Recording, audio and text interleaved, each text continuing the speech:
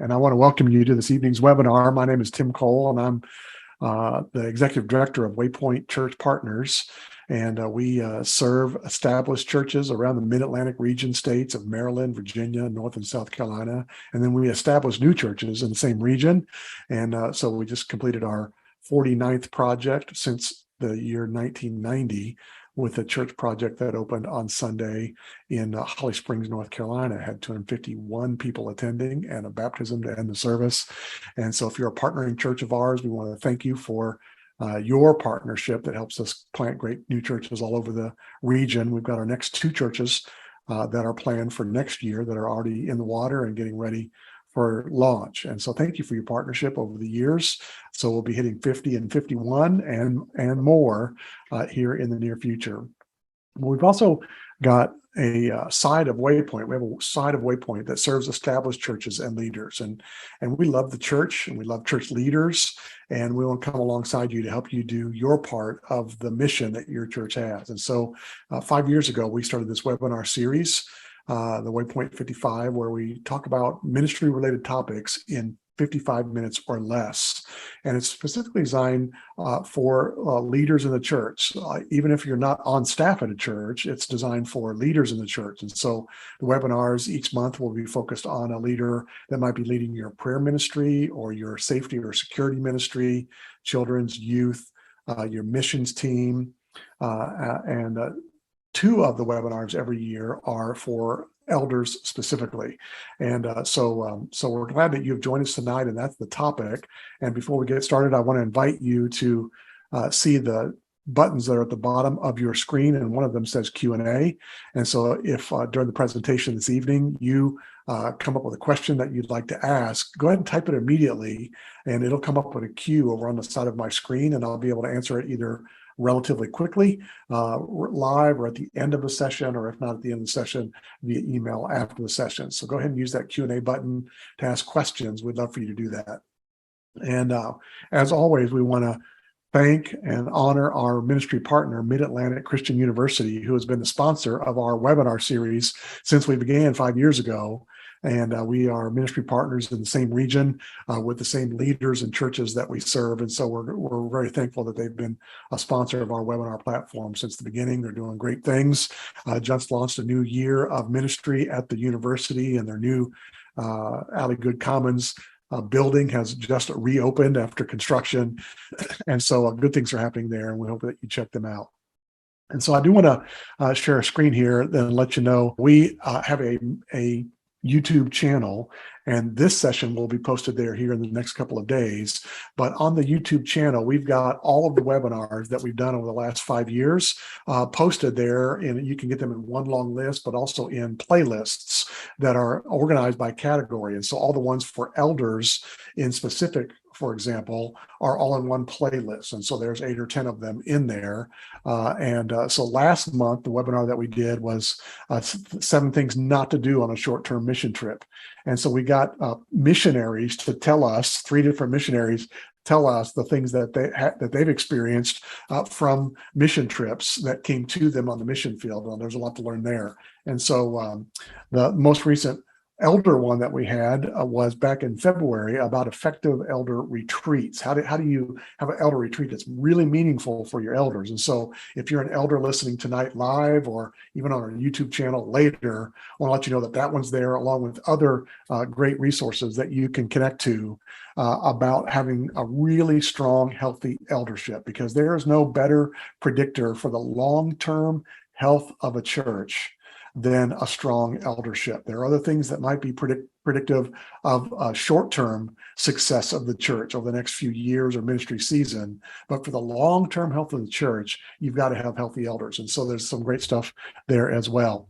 One of our bylines is that we're navigating ministry together. Waypoint is a navigational term. It's all those points along the journey so that you know that you're headed in the right direction. And we want to come alongside elders as they navigate ministry together as well. And so we get to do a lot of elder training, a lot of elder consulting.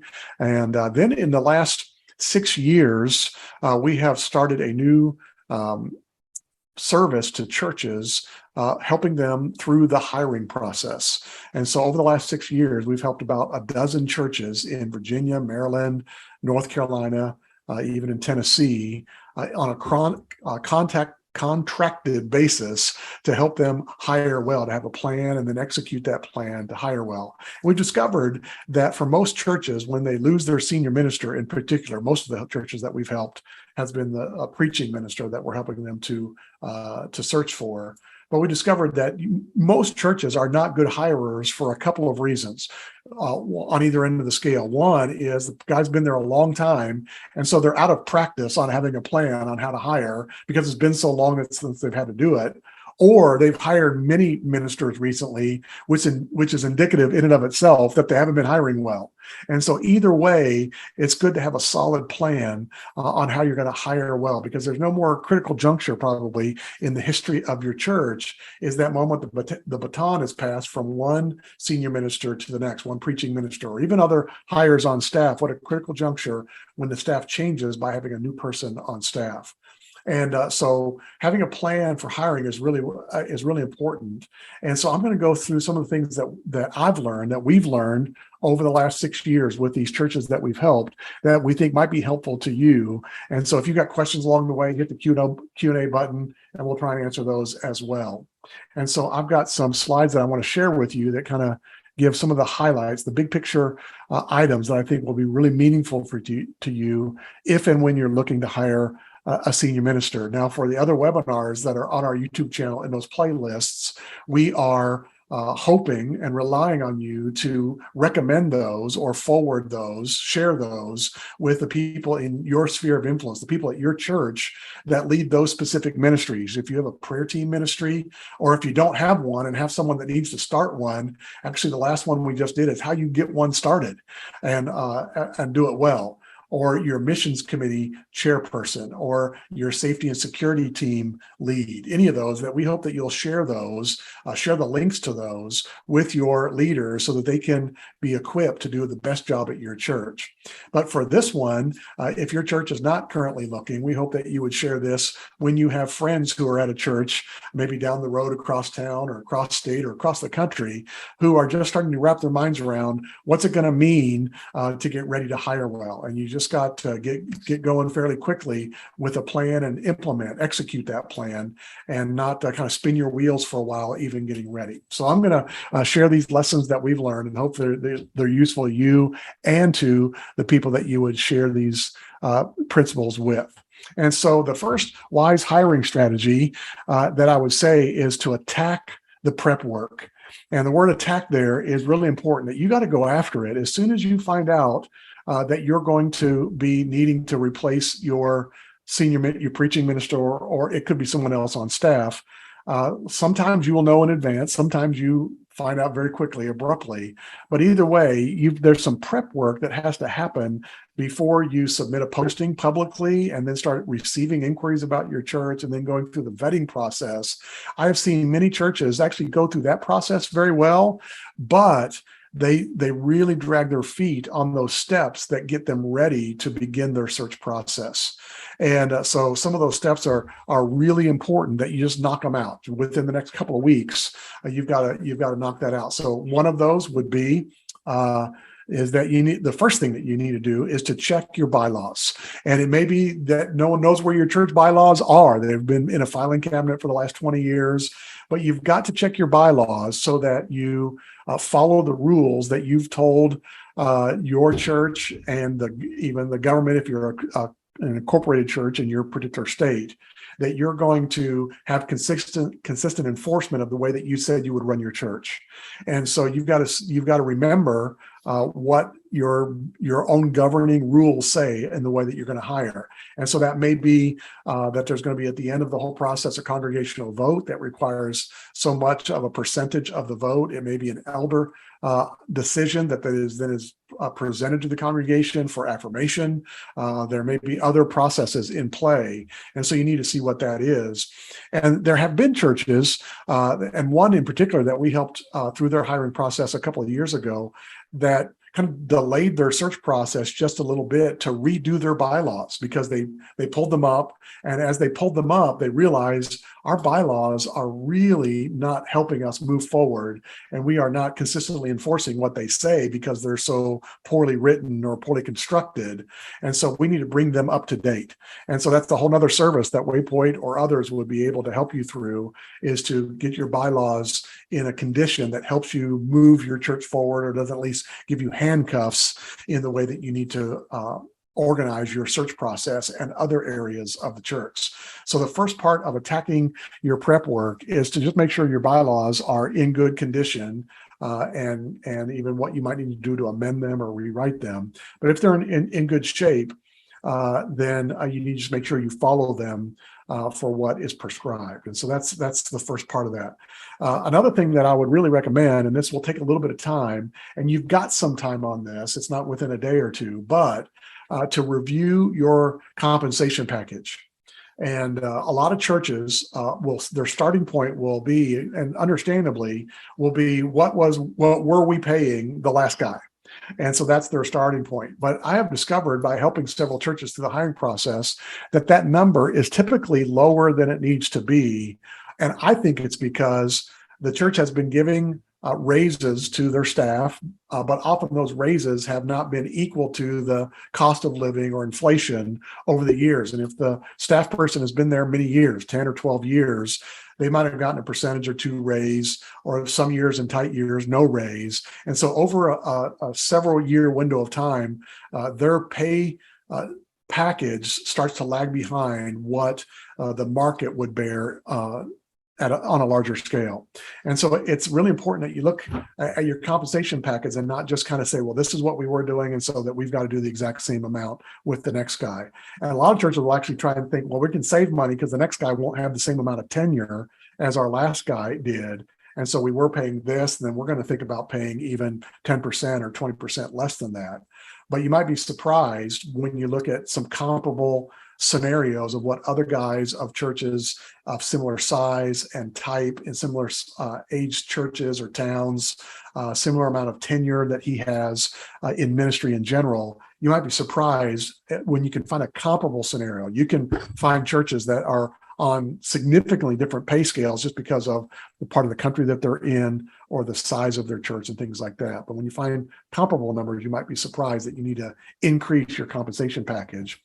And also, it may not be in the bylaws, but there might be some kind of handbook that will describe some of the benefits that the senior minister might receive.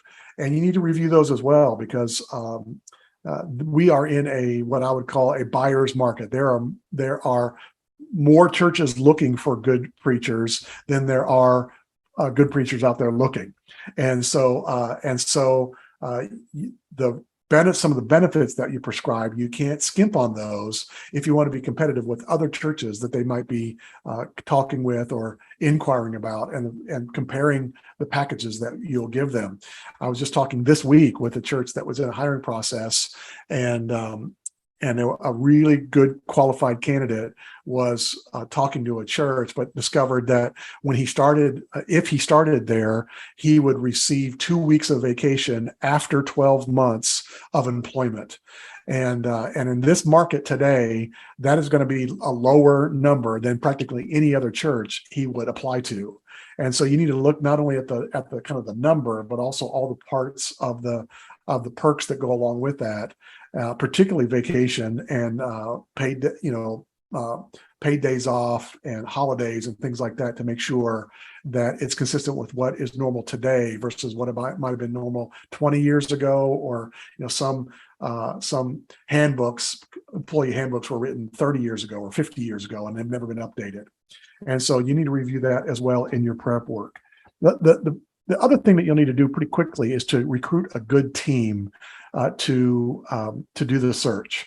And there's not a magic number, but there is some wisdom in the team being large enough that there's a lot of wisdom at the table, but not so large that the team slows down.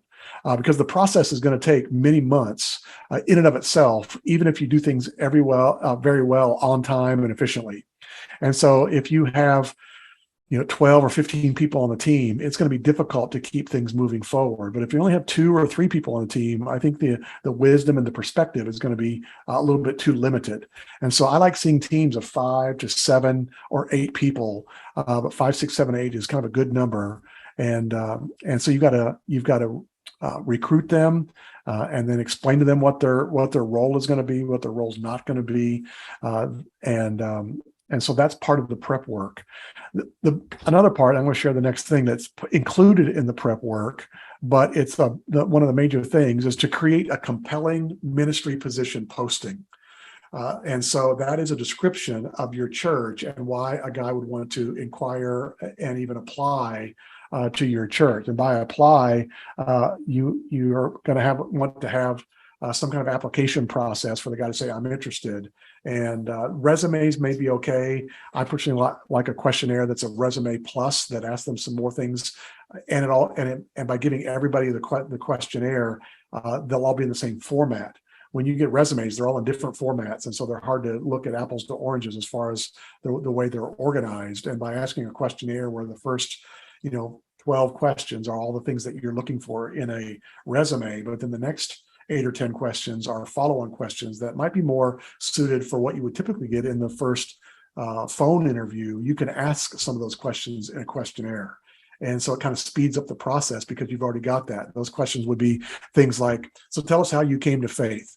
Tell us about the church that you grew up in. Tell us about how you sensed a call into ministry. Some of those kind of things are typically in an initial phone interview, but they can write those out in a couple paragraphs, and that'll make those interviews that much more efficient because you've already got them on the front end, all in the same format. But you recruit your team, and then your team will create a compelling, and that's the operative word here, a compelling posting. And there are some churches that we are not contracted to hire to run their hiring process with them, but they'll still send us their posting for some input.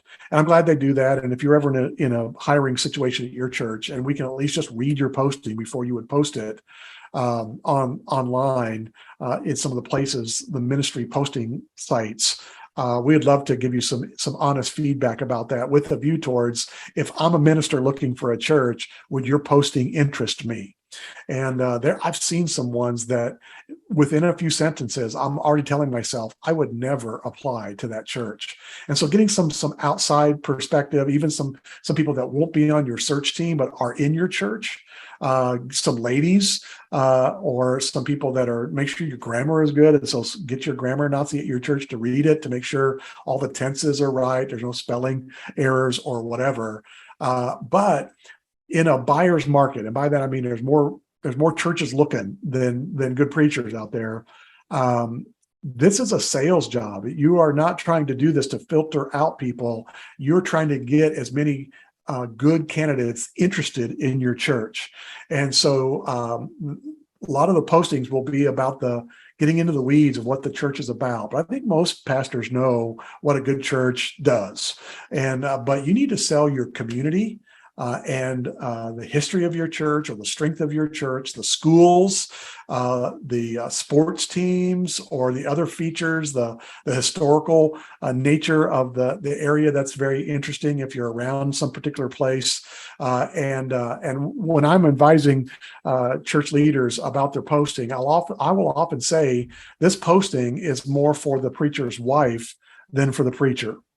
And by that, what I mean is a guy's looking through a list of open positions, and he sees yours. And if he becomes interested, one of the first things he's going to do, hopefully, if he's wise, is he's going to say, hey, honey, take a look at this one.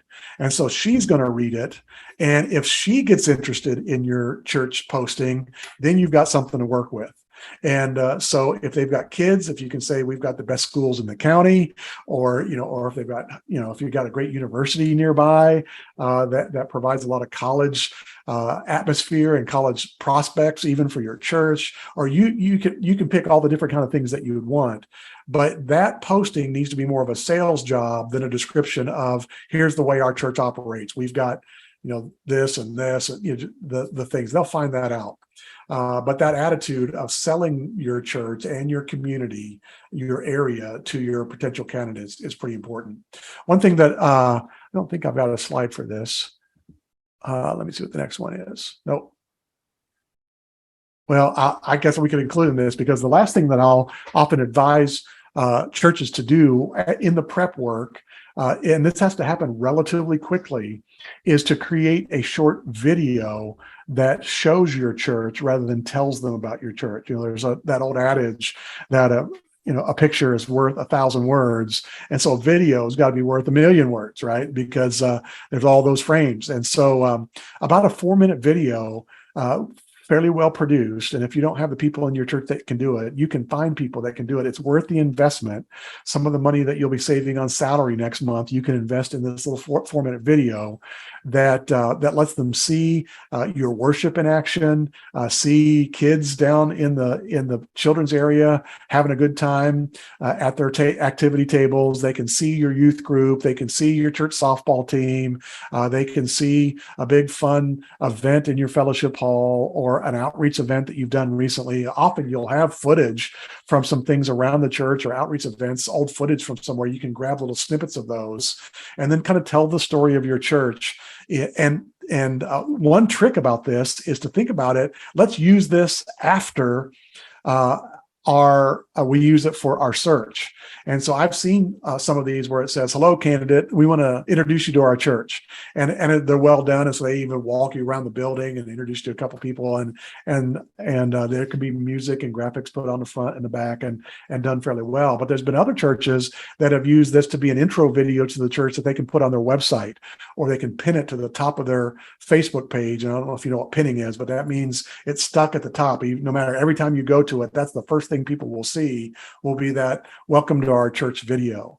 And so that way you get kind of double bang for your buck, is posting that video. And then you can get a link to wherever that video of your church is hosted, where it's been stored, and you can put that in the position description that will be on the posting sites. And so they'll see, and they can click on that link as they're looking at your church. And I can tell you, having that video will put you at the top of the class of the kind of church you are.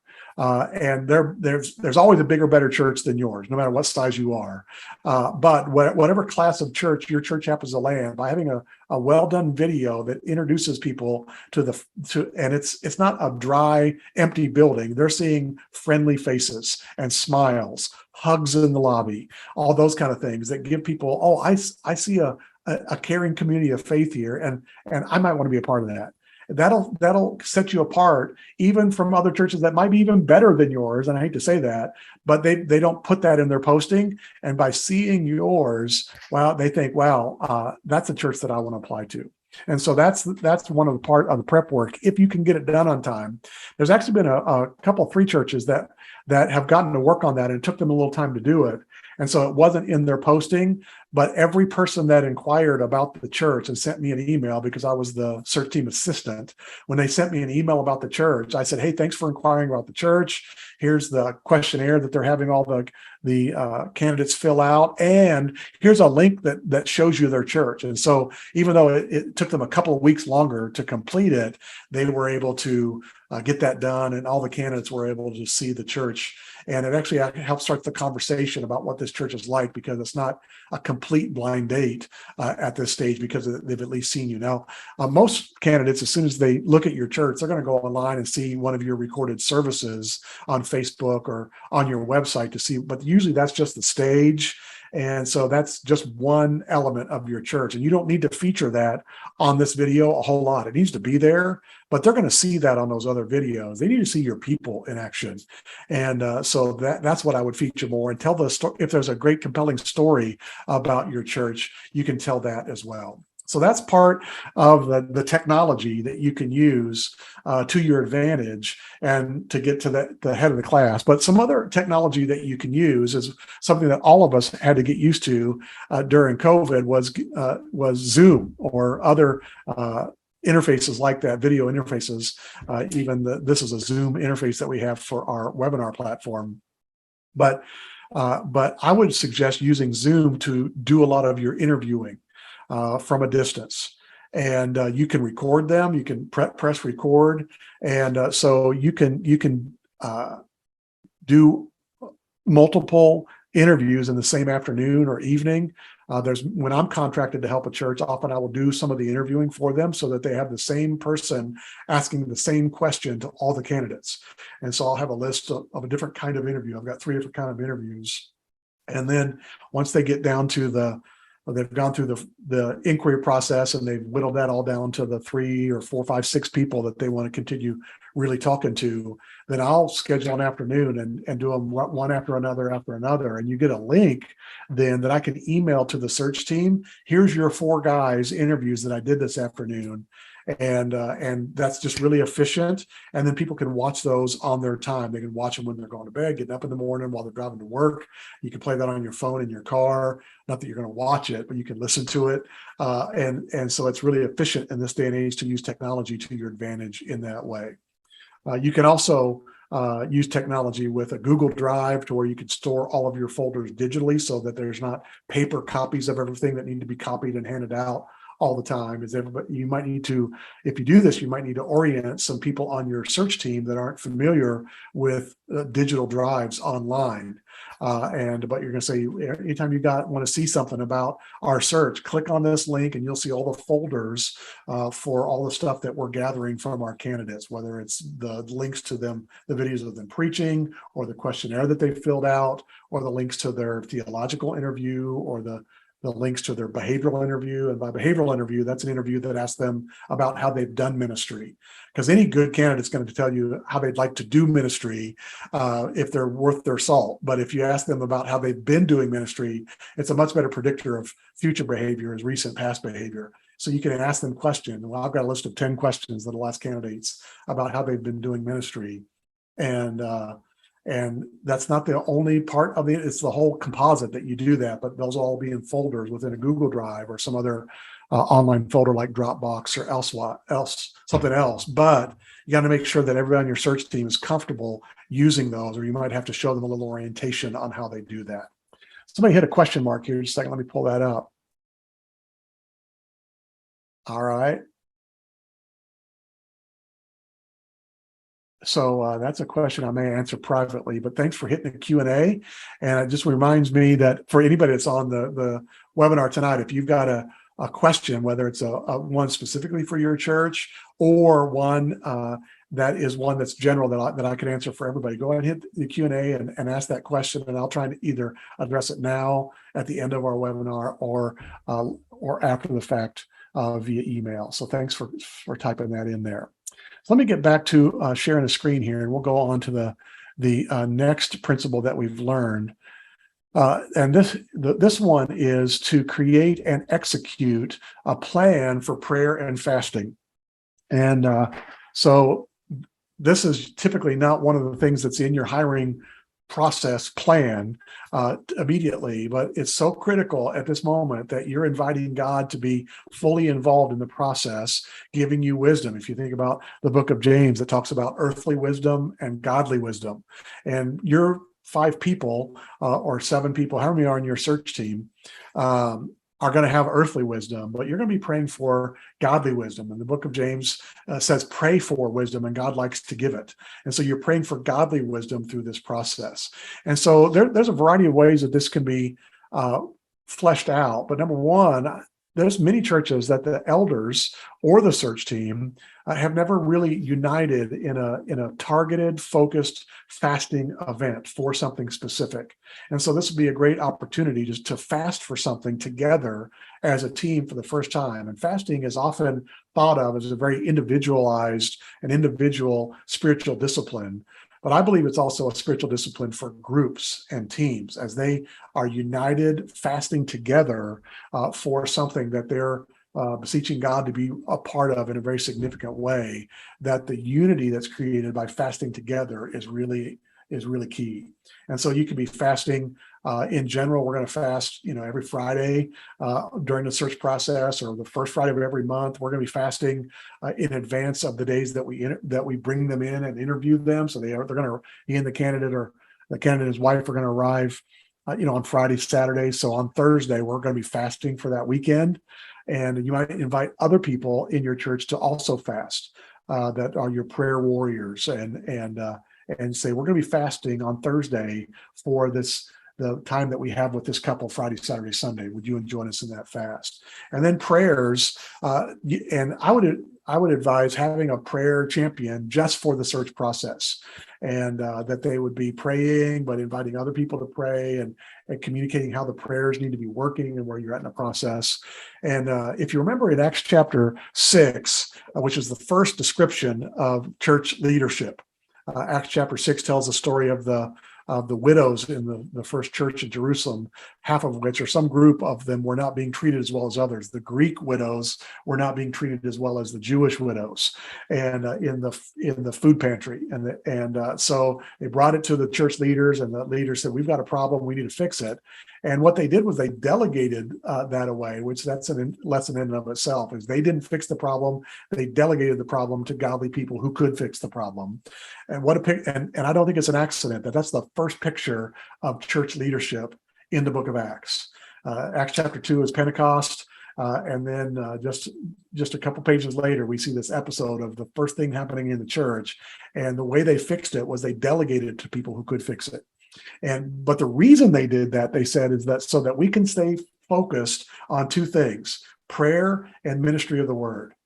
And so if there's any time that elders and church leaders should be focused on prayer and fasting, it should be at this time, this critical juncture when you are hiring another person for your church, particularly your senior minister, your preaching minister, but anybody on staff.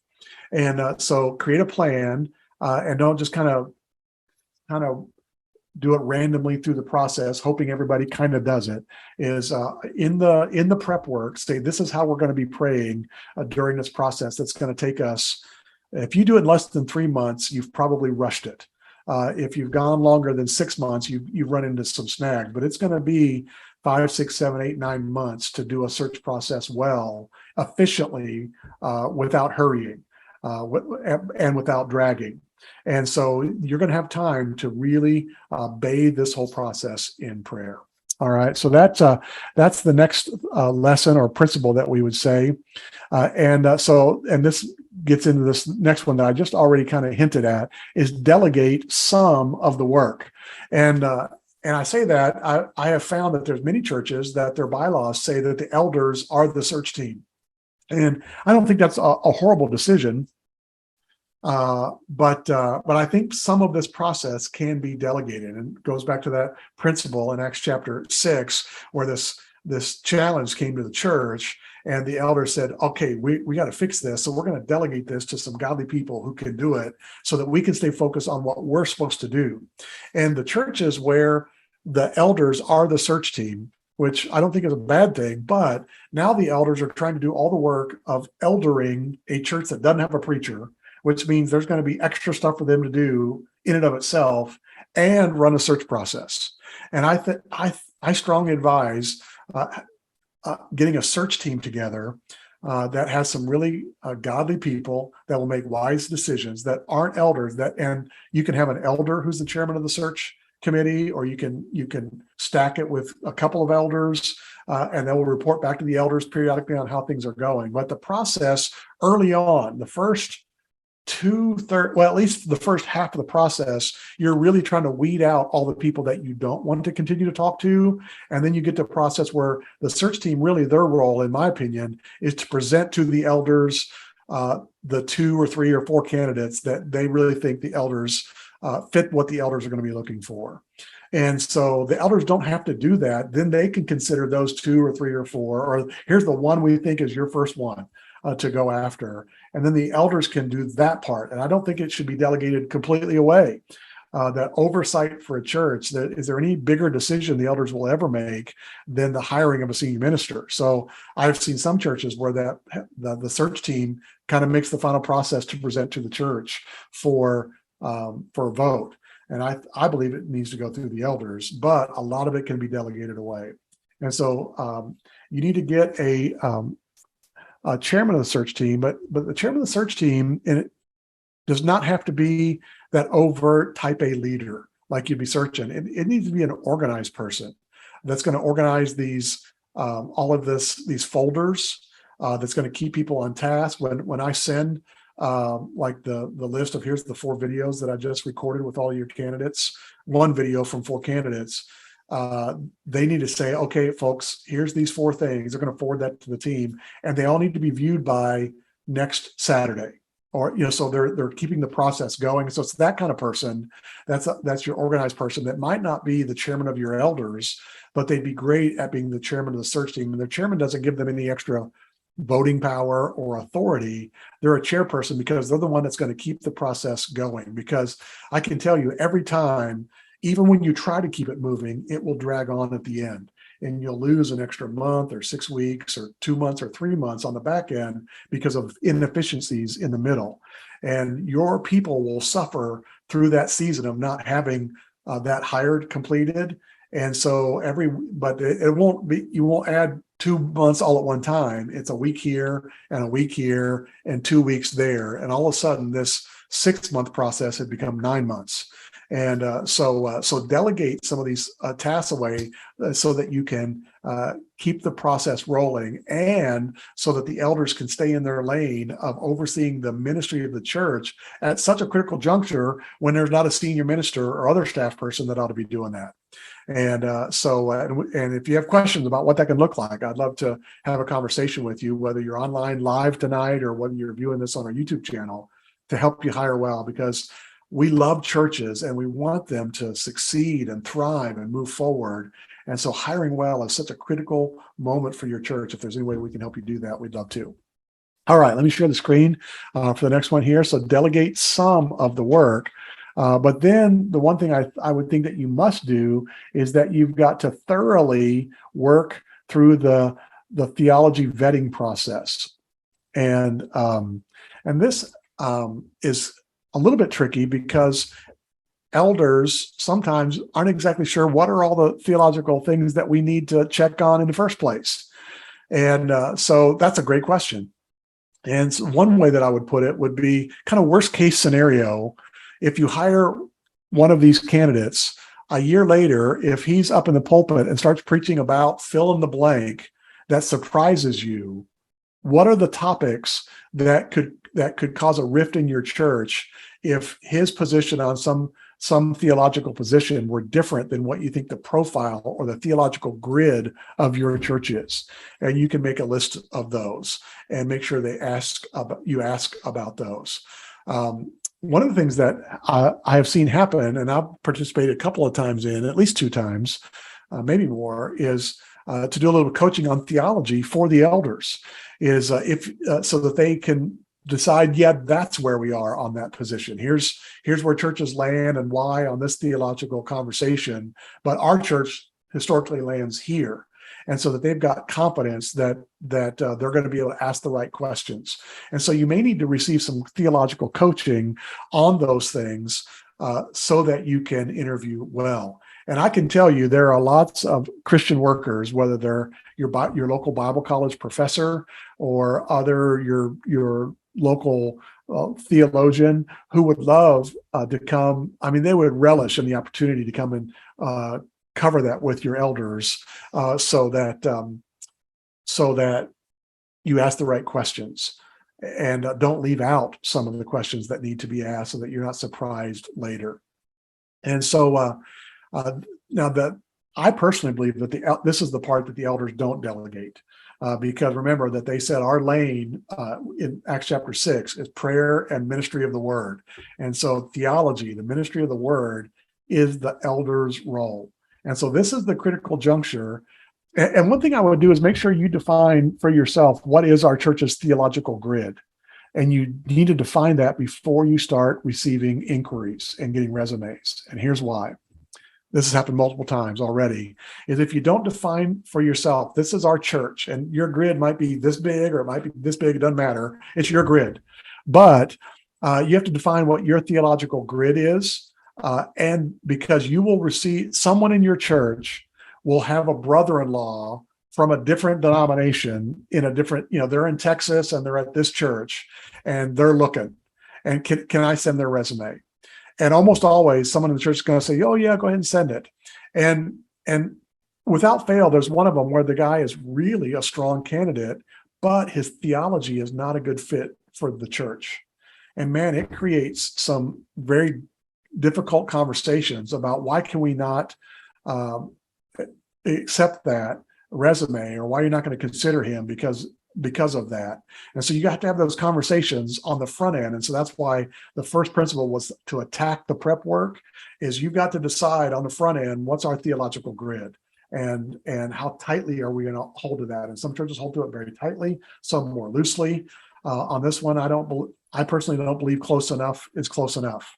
That will come back to bite you eventually if you just hire a guy whose theology seems, well, he's close enough. Eventually that's going to become a problem. And so being diligent, and I would say going thoroughly through the vetting process, this would be probably in a timeline thing, not a theology thing, but your church needs to be prepared to go through the process more than once if no one fits your theological grid or just doesn't seem to be the right person. There's nothing worse than not having a person that you've hired yet than hiring the wrong person. And so if you need, and I've had a church that I worked through the hiring process with 3 full rounds before they hired. And it was very difficult for them after the first round to say, our guy's not here. And even in the second time, then they offered the position to a guy, and then he said, no, thank you, because he was taking another position. And so then they had to restart the process from the beginning 3 times, but they're thankful that they did. The only thing worse than not having someone in the pulpit is to have the wrong guy in the pulpit. And so make sure you're willing to go through all the vetting processes to get your guy. And I often will tell teams that, hey, the person that you need to hire providentially may not have been available 3 months ago when you started this process. So now that we're going through for a second lap through the whole process, maybe your guy is just now looking. And in retrospect, you'll discover that. So be thorough about the theological vetting. Don't shortchange that. Don't ask some really generic questions where some really generic answers can be given. But ask some real life questions about how have you taught about this specifically in the past? How have you answered this question in the past? And it's a theological question, but practical theology. A person in the church asks you this, how do you answer it? And so don't skip that. All right. Go back to, I'm still on the screen share. I was going to go share the screen. All right. Agree on a communication plan and then stick to it. And this is part of that prep work, but then you're going to execute it over the time. And so a communication plan has more than one part to it. You're really going to be communicating with 3 groups of people at least. One is all your non-candidates. All right. You're going to receive their resumes or their questionnaires or both. And then the window of time that you choose to receive those, you have to pick a window of time. We're going to receive inquiries for 30 days or 60 days or 90 days. But all the ones that you know immediately, they don't fit the profile of the guy that we're looking, send them an email saying, hey, thanks for being interested. You're not going to be moving forward in the next stage of our search process. We're sorry about that. And then something polite about here's to finding the perfect spot for you to serve the Lord in his church or something like that. But communicate with them. You don't want that awkward conversation to come 6-8 weeks later when you're down to 3 guys, and then one guy that you never responded to say, hey, what's going on? What's am I still in? Where are you at in the process? And you're like, oh, we should have told him a long time ago. He's no longer in. And he's been thinking all along, particularly if he filled out a questionnaire, that he's in the process. So communicate with your non-candidates. Communicate with your candidates. Sometimes if a guy sends something in very early, and when you make that good posting, you might get a response that day or the next day, even if it's a 60 or 90 day window. And sometimes a really good candidate starts thinking you're not interested, or he's still looking at other churches because there's not communication along the way. And so be very clear when he sends something is, hey, our window of time is from here to here, and we're going to be at that moment, at that time when the window closes, we'll get back with you. But if it's every couple of weeks, you might want to recommunicate with everybody in that folder saying, hey, we're still receiving inquiries, but we're glad that you sent us your thing. Please stay tuned or something. So if they're good candidates, you don't kind of lose them just by your lack of communication. And you'll always want to be telling them kind of what their next step is if they make it to the next phase. For example, and this one's not so true anymore because of COVID, but pre-COVID, a lot of guys didn't have great examples of them preaching on video. And so often we'd tell them, hey, the window's going to be open until this date. And at that date, if you move to the next stage, we're going to want to see videos of you preaching. And that allows them to find those videos, or even have their wife record them, video from the front row with their camera, with their phone next Sunday. But you can also say, hey, if you make it to the next phase, we're going to want this, we're going to want that. That way, when that time happens, you're ready to go, and it's more efficient that way. And so, where am I in the process? Delegate, theology, communicate. The last thing that you're going to communicate is to your congregation about the process. And I think you need to decide up front in your prep time about what's the rhythm of our communication going to be. And mostly and what I'm talking about is on stage, although you're going to send emails or other things. But on stage, you need to say something periodically, because people are going to wonder where are we at in the process. And you're going to naturally lose momentum because you don't have a person in that role anyway. And so news is important to them. And so what rhythm should you have? Well, my opinion is once a month is not enough. Every other week is almost too much. Every week is too much. Every other week is almost too much. And so even though it's not in our normal rhythm in threes in the way we do time, I like 3 weeks. Just because it's not a month, it's not every other week, it's in between. But you get up and say, hey, we're in the search process, we're receiving inquiry, we've received this many inquiries, and then we've followed up, and we think, of those that we've received so far, half of them are likely to move to the next phase of the process. The window of time to receive inquiries is still open for another 3 weeks. Just tell them the basic facts. And you don't have to excite them about that. It's just getting the news lets them know, oh, we're going to be okay. But if there's no news and you go 2 months without saying much, they're starting to wonder, are we getting any candidates? Are we ever going to hire anybody? What's going on? And unfortunately, in the absence of communication, people will fill in the blanks in the most pathological, negative way possible for sometimes. And so you just filling in the blanks. And even if you say, hey, there's no difference from 3 weeks ago, we're in the same slot that we were, that no news is news for them, that you're in the same slot in our timeline. We're here and we haven't moved to the next phase yet. So hang tight. And even a very simple communication like that to your people, I'd communicate that on stage on Sunday. I'd send out an email either later that day or on Monday saying the exact same thing, exact same verbiage. And so have a communication plan, stick to it. Don't get random about it. And don't do it 1 week one time and 3 weeks the next time, and then people don't know what's going on. About and you can say every 3 weeks we're going to give you an update. And so the next 2 weeks they're not going to be worried about what's going on, because they know you've promised them every 3 weeks they get an update. So they're not worried this week, because next week you're going to tell them what's going on. And the other thing about communication is you all need to agree that you communicate the same things. And so every time your team has a meeting, you can say, hey, here's where we're at, and everybody can know where we're at, because people will ask people on the search team what's going on, and you don't want to be giving different answers as a team, because that will confuse people and make them uncomfortable about the process. So make sure your team is pretty unified on, okay, this is what we're going to be sharing with people over the next 3 weeks. This is where we're at on the process. We've had this many resumes, we've had this many questionnaires, we've finished all of our theological interviews, or we're inviting the couples to come join us here in the next month if you're going to have them come on site, or whatever you want to communicate. Make sure everybody is on the same page about that. All right, where are we at? Share the screen. Here we go. 2 more slides. Number one, real quick, is I would overappreciate those who pick up the slack. I have seen a number of churches that this process drags on, and there's people who are doing extra preaching or other extra roles in the church because you are, by definition, short-staffed. And the people who are picking that up, it's almost assumed that they're going to do it because they love Jesus and his church, which they do, but find ways to appreciate those people. And it might be gift cards.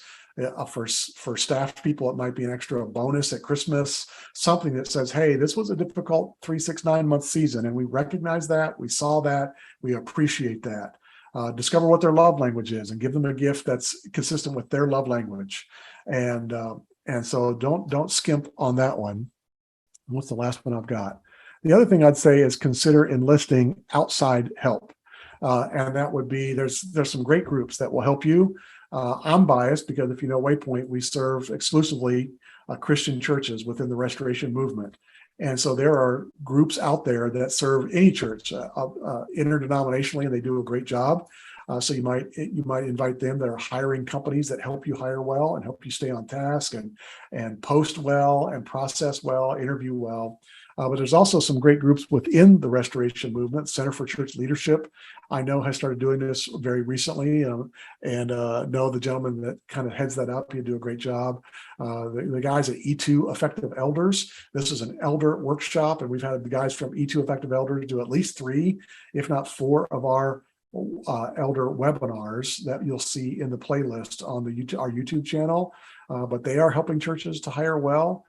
And then we'll do that as well if you're in our region, and we can partner with you to help you hire well. It's a contracted service with a very what we believe is a fair, modest fee to help you do that. We'd love to do that, but bringing someone alongside that's done this a few times, that's learned how to keep the process going, how to ask the right questions, how to keep all the steps in order.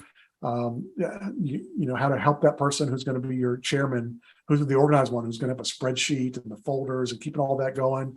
It will be worth the money that you will spend to hire well if you consider enlisting outside help. And if you're looking for recommendations on that, we'd be happy to give you some recommendations on either end, both inside or outside our particular family of churches. But we're really glad that you have decided to join our webinar tonight. If you got any other questions, now's the time to ask them.